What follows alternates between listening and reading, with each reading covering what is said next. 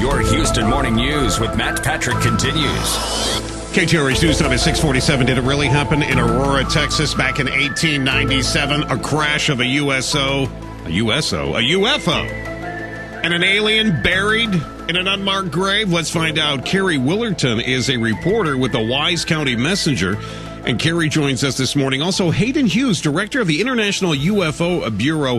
Hayden, I'm going to start with you. Now, this is the story that spurred the movie, or was the basis for the movie Cowboys and Aliens, I understand. Well, it was used in the early promotion and simply illustrated what was going on back in the 1800s across the United States. Hayden, are we to believe that this craft came down, hit a windmill in Aurora, they found the debris, found the body of the alien, and buried the little guy? That was the original report to the nearby cemetery, and the town tried to cover it up for the rest of the time. Carrie, as a reporter with the Wise County Messenger, I'm sure you weren't around back then, I'm assuming. Oh, no. But have you done research on this story? How legitimate is this story? Do most of the people in Aurora believe this happened? Well, I tell you what, there are two factions in Aurora. There are the believers and the non-believers.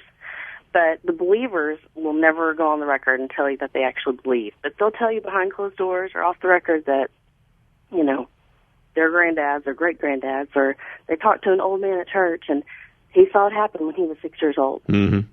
Hayden, it's usually evidence. Is there any evidence of the crash? There have been military personnel through Aurora. People have seen them as late as, 2000, 2001. Why would the military be there unless maybe there's something to this story? That's one of the age-old questions we've had about this legend. First, Aurora was not the only place that the object was sighted. There were many airship sightings in and around that part of the United States, all the way to California, that have well been documented over the years.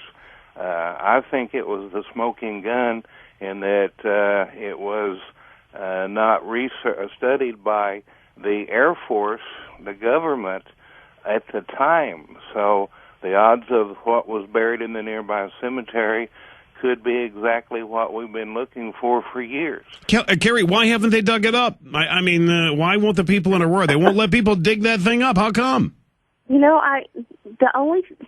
I've asked that very question. They have a cemetery board, who takes care of the cemetery, and I've asked the groundskeeper, in fact, and he said, and he was in place when Hayden came up the first time back in the 70s, and they just said they just didn't want the cemetery to be disturbed. So it's a place of rest for the dead of the community. Hayden, sounds to me like they don't want you to see what's in there.